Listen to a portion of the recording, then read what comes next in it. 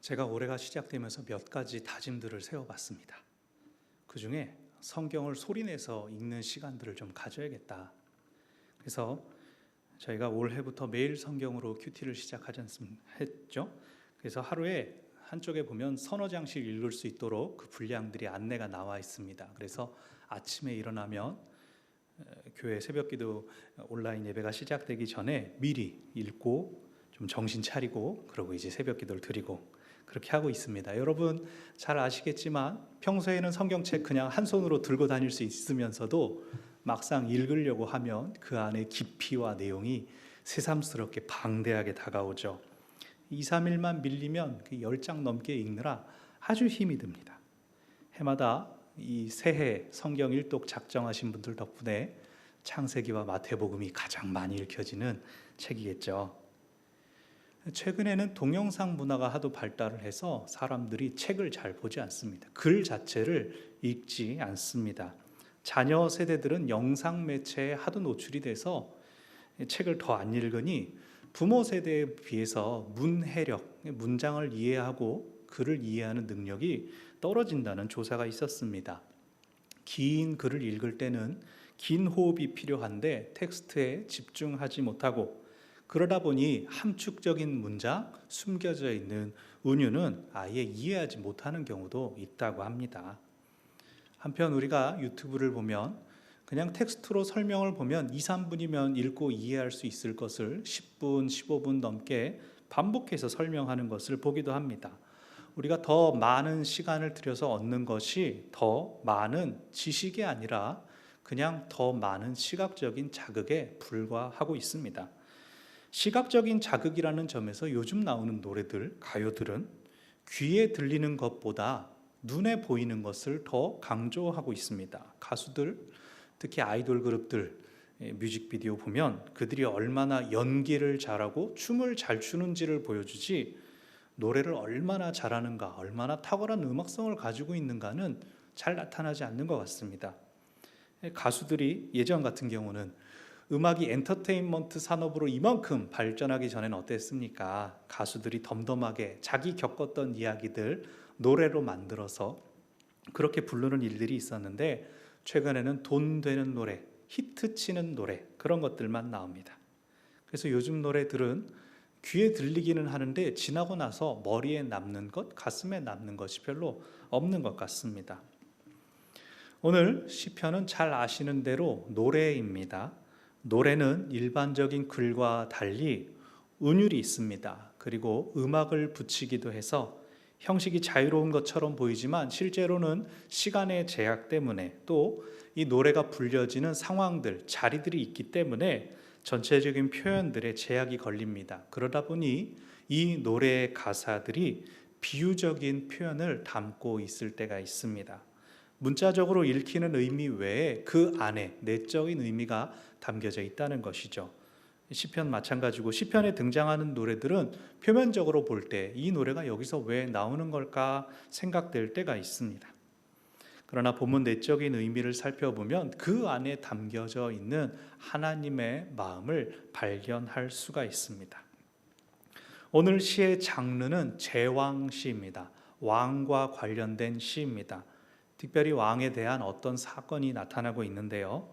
9절을 보면 왕의 귀비가 금으로 단장하고 왕의 우편에 서 있습니다. 그리고 10절에서 왕후에게 하는 말, 너의 백성과 아버지 집을 잊어버려라 하는 것을 보니 왕후는 지금 다른 곳에서 와서 처음 왕의 옆에 서 있습니다. 그리고 11절에서 가운데 보면 저는 너의 주시다. 왕이 너의 주인이시다라고 왕비에게 확인시킵니다. 무슨 장면일까요? 지금 이것은 왕이 결혼식을 올리고 있는 장면입니다. 얼마나 크고 성대한 자리겠습니까? 그래서 우리가 처음부터 1절부터 보면 이 시를 기록하는 시인이 이렇게 노래합니다. 내 혀가 필객의 붓과 같도다. 개역 개정 성경을 보면 더 자세한 번역이 나옵니다. 내 혀는 글솜씨가 뛰어난 서기관의 붓 끝과 같도다. 이것은 지금 눈앞에서 벌어지는 그 화려한 잔치를 설명하기 위해서 자기 실력을 마음껏 발휘하겠다라는 뜻으로도 볼 수 있습니다. 그러나 더 정확히는 이 결혼식으로 인해 이 결혼식을 지켜보는 시인의 마음에 기쁨이 가득하여서 글솜씨가 뛰어난 서기관이 달필로 글을 쓰는 것처럼 자유롭고 훌륭한 노래가 자기 안에서 저절로 우러 나온다는 뜻입니다. 그만큼 이 결혼식이 주는 즐거움이 충만합니다. 2절부터 5절까지 시인은 왕을 찬양합니다. 여러 가지 면에서 왕은 거의 완벽합니다. 2절에서는 그가 인생보다 아름답다, 그가 다른 사람들보다 아름다운 외모를 가지고 있다라고 칭찬합니다. 그리고 2절에서 은혜를 입술에 머금으니라는 표현이 나옵니다. 이 은혜는 좋은 말들, 긍정적인 축복의 말들을 의미하는데, 즉 왕이 백성들을 축복한다, 백성들에게 은혜를 끼치는 말을 한다는 뜻입니다. 우리말 번역에서는 순서가 바뀌어 있습니다. 백성을 향해 왕이 은혜로운 말을 하기 때문에 하나님이 복을 주시는 것이 아니라 히브리어 본문 순서에 맞추면 하나님께서 그에게 복을 주셨기 때문에 그가 백성들에게 은혜를 끼치는 말을 한다라고 합니다. 그러니까 2절을 보면 이 왕은 겉보기에도 예쁘고 하나님께도 복을 받은 사람입니다. 구체적으로 그것이 어떤 복인지는 나오지 않지만 하나님과의 관계가 바르게 서 있다는 것은 확실합니다. 그래서 백성들에게도 은혜의 말을 흘려보내는 것이죠. 으름장을 놓고 윽박지르고 협박하는 독재가 아니라 백성을 위한 통치, 덕치를 하는 훌륭한 왕입니다. 3절에서는 칼이 나오고 5절에서는 화살이 나옵니다. 칼과 살이라는 왕의 무장을 통해서 그가 용맹한 전사의 면모도 갖고 있음을 우리는 알 수 있습니다. 그런데 4절에서 그는 덕치의 왕이자 또한 용사이면서 동시에 정의와 공평의 통치자임이 나타납니다. 칼과 화살은 일반적으로는 적을 물리치는 공격의 도구입니다. 힘과 용맹함을 상징합니다. 그러나 4절을 통해서 이 칼과 화살이 공격과 파괴뿐 아니라 정의를 수호하는 역할에도 쓰인다는 것을 볼 수 있습니다. 왕은 자신이 가지고 있는 무기를 어떻게 사용해야 하는지, 그것의 본질적인 가치를 아는 사람이라는 것이죠. 오늘날 사람들은 돈과 명예를 얻기 위해서 그보다 소중한 자신을 혹은 타인을 도구화시키는 가치의 몰락을 초래했습니다. 목적을 이루기 위해서 모든 수단이 정당화되고 그 과정에서 수단일 수 없는 것까지도 수단이 되어버립니다. 그러나 사람들은 목적을 따라 살아야 합니다. 도구는 도구인 채로 가치 중립적인 것으로 한정되어야 합니다. 오늘 본문에 나오는 왕은 칼과 화살로 다른 사람이 가진 것을 빼앗고 자신의 위력을 과시하지 않습니다. 그것들을 마땅히 지킬 것을 지키는데 사용하고 있습니다. 그래서 그의 무장은 단순히 그가 얼마나 힘이 센 사람인가, 용기 있는 사람인가, 그것만을 드러내는 것이 아니라 그가 얼마나 지혜로운 사람인가를 보여줍니다. 이렇게 훌륭한 왕이 대체 누구일까요? 다윗일까요? 솔로몬일까요? 이 시는 특정한 왕을 가리켜서 알려주지는 않습니다. 그것은 이렇게 뛰어난 왕이 없다, 그런 뜻은 아니고 어느 왕이든지 한 왕이 가진 탁월함은 사람으로부터가 아니라 하나님으로부터 나오는 것임을 기억해야 한다는 의미입니다.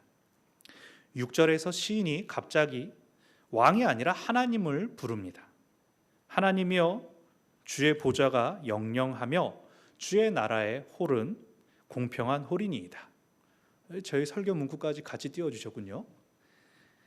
자, 지금 이 6절이 보여주는 것은 왕이 다스리는 이 나라는 사람의 나라가 아니라 하나님의 나라라는 뜻입니다.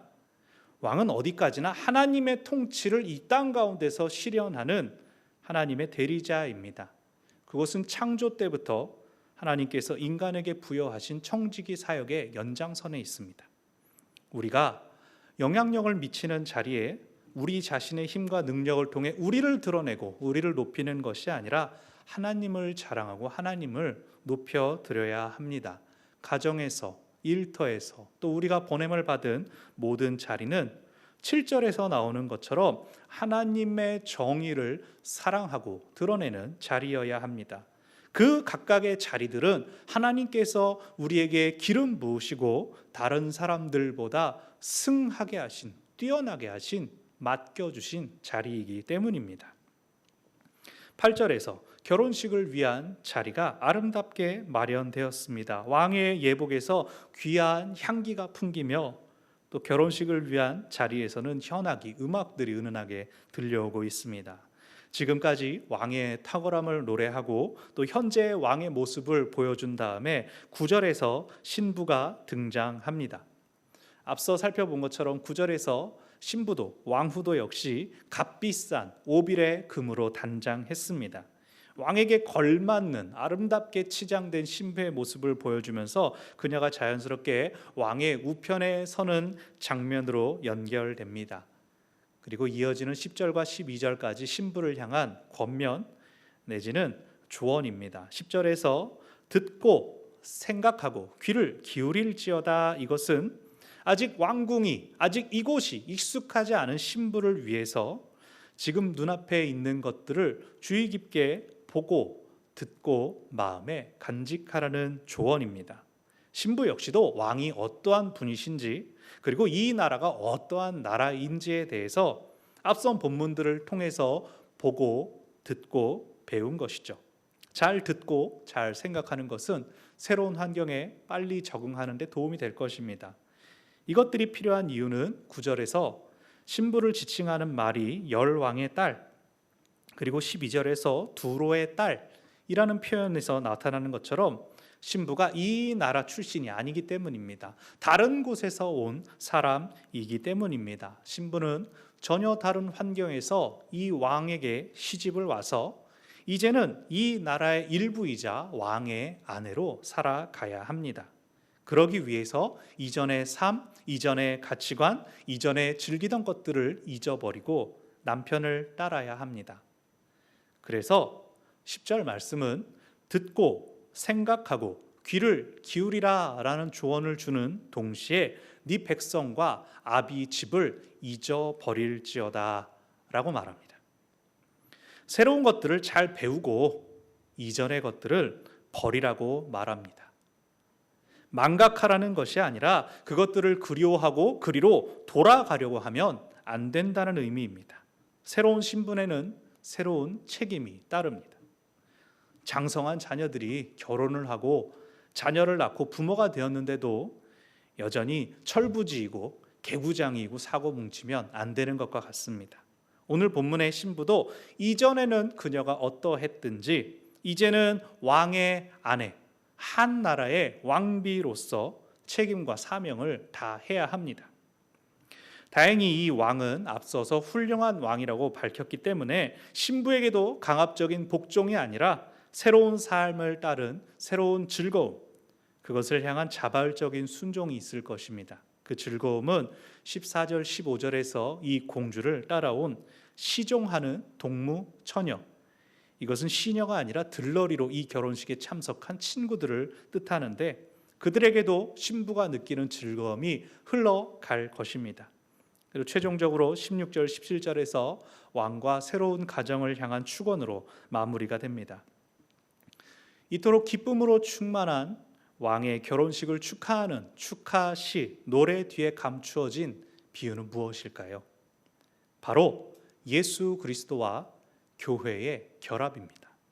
전통적으로 유대교와 또 초대교회에서도 이 시편을 그렇게 해석하고 있습니다. 신약 성경에서 히브리서 1장 8절 9절에 이 시편이 인용이 됩니다. 제가 히브리서 본문을 읽어드릴 테니 여러분은 오늘 본문의 6절 7절을 눈으로 보면서 비교해 보시기 바랍니다. 아들에 관하여는 하나님이여 주의 보좌가 영영하며 주의 나라의 홀은 공평한 홀이니이다. 네가 의를 사랑하고 불법을 미워하였으니 그러므로 하나님 곧 너의 하나님이 즐거움의 기름을 네게 부어 네 동료들보다 승하게 하셨도다 하였고. 어떻습니까 여러분? 거의 비슷하지 않습니까? 히브리서에서 아들이여라고 했던 것은 예수님을 의미합니다. 히브리서에서는 오늘 시편 6절과 7절이 아들에 관한 말씀이라고 인용했습니다. 즉 히브리서는 오늘 시가 하나님 나라에 대한 묘사라고 말하고 있습니다. 그렇다면 하나님으로부터 기름 부음 받고 높여진 왕, 하나님의 정의를 사랑하는 왕은 예수 그리스도이시고, 그 왕의 사랑을 받고 결혼하는 신부는 교회, 성도가 됩니다. 오늘 본문에서 낯선 이국 땅으로 온 왕후에게 무엇이 요구됩니까? 10절 전반부에 듣고 생각하라는 것은 왕에 대하여 들은 것, 그리고 결혼식 그 자리에서 행해지는 것들을 보고 그것의 의미를 생각해라, 간직하라는 의미입니다. 이제 그녀에게 주어진 새로운 신분과 그에 어울리는 삶을 살도록 요청받습니다. 그녀가 보고 들은, 그리고 지금 앞에 있는 왕이 그녀의 주인이 되었습니다. 앞으로의 삶에 대해서는 오직 그에 대한 것을 생각하고 마음에 간직해야 합니다. 반대로 10절 후반부에서 네 백성과 네 아비의 집을 잊어버릴지어다, 이것은 단순히 친정집을 잊어버리라는 의미가 아닙니다. 이전의 삶과 이전에 너를 규정짓던 것들을 이제 모두 버리라는 뜻입니다. 공주가 여전히 옛 삶의 방식을 고수한다면 그녀는 그 나라의 일원으로 받아들여지지 않을 것이고 왕후로 인정받을 수도 없습니다. 여러분, 오늘 시편이 왕의 결혼식 장면인데 정작 신부를 묘사하는 표현은 금장식 하나밖에 나오지 않았다는 것이 의미심장하지 않습니까? 뛰어난 외모, 강대국 출신, 재력이 많다든가 하는 언급은 전혀 없습니다. 오직 뛰어난 왕이 누구인지 어디 출신인지 모르는 이 여인을 아름답게 단장시켜서 성대한 결혼식을 올리는 그림만이 보여지고 있습니다. 이 여인은 말 그대로 몸만 오면 되는 거죠. 그래서 이전의 삶, 이전의 모습, 출신 아무것도 언급되지 않고 그것을 유일하게 알고 있는 단 한 사람, 그녀에게 그 모든 것을 잊어버리라라고 하는 것입니다. 대신 이전의 삶을 잊어버리면 무엇이 주어집니까? 11절에서 왕의 사랑을 받고 13절에서 궁중의 모든 영화를 자신의 것처럼 누릴 수 있게 됩니다. 이전과 다른 삶에는 새로운 삶에 합당한 사랑, 존중, 기쁨과 즐거움이 있습니다. 그리스도인은 예수님의 삶의 방식을 따르기로 결단한 사람입니다. 그들은 하나님의 양자, 양녀가 되고 하나님 나라 백성이 됩니다. 여기서 결정적으로 중요한 것은 옛 사람, 속 사람을 버리는 것입니다. 옛 사람은 자기가 결정하고 자기가 주인입니다. 자기의 주도권을 놓지 않으면 그는 결코 하나님을 주님이라고 부를 수 없습니다. 주님이라고 그가 고백한다 하더라도 그것은 하나님의 이름을 부르는 것 외에 아무런 의미가 없을 것입니다. 자기 삶의 방식을 포기하지 않는다면 그는 진정으로 그리스도인이라 할 수 없습니다. 그럼에도 여전히 그리스도인이라는 이름은 달고 하나님을 나의 주님이라고 고백하면서도 여전히 내 삶의 주도권을 내가 쥐고 놓지 않으려는 모습이 있지는 않습니까? 왕이 왕후를 맞이한 것처럼 예수님은 당신의 생명을 버려 우리를 당신께로 부르셨습니다. 왕후가 오늘 왕의 모든 영광을 보며 그와 함께 거하게 된 것처럼 예수님과 연합하는 우리에게는 영원한 생명의 약속이 주어졌습니다.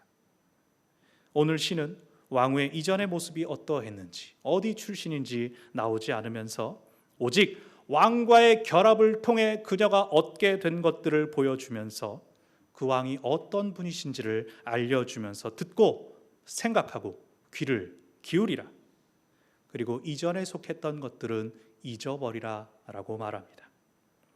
우리가 주님과 연합하기 이전에 어떠했는지 주님도 묻지 않으시고 그저 영광스러운 새로운 신분이 우리의 것이라고 말씀하십니다. 우리가 때로 죄책감에 사로잡히는 것은 우리가 옛사람을 떠올리기 때문이 아닙니까? 그러나 정작 주님은 한 번도 우리의 옛 모습 때문에 우리를 탓하지는 않으셨다는 것을 기억해야 합니다. 그리스도인은 세례를 통해 그리스도와 결합합니다. 세례는 물로 씻어서 깨끗게 된다는 의미도 있지만 물속에 한번 잠기는 것을 통해 죽음을 경험하는 것입니다. 우리는 이전 것에 대하여 죽음을 선언한 사람들입니다.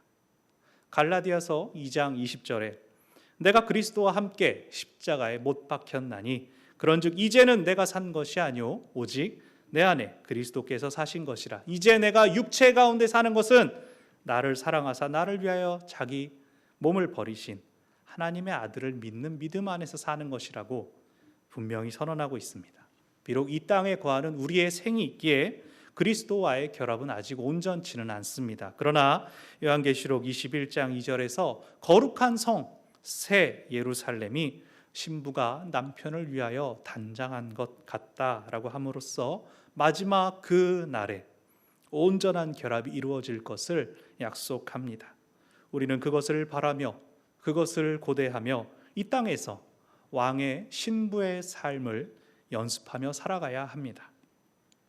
그리스도와 결합된 삶은 이전의 것을 돌아보지 않게 합니다.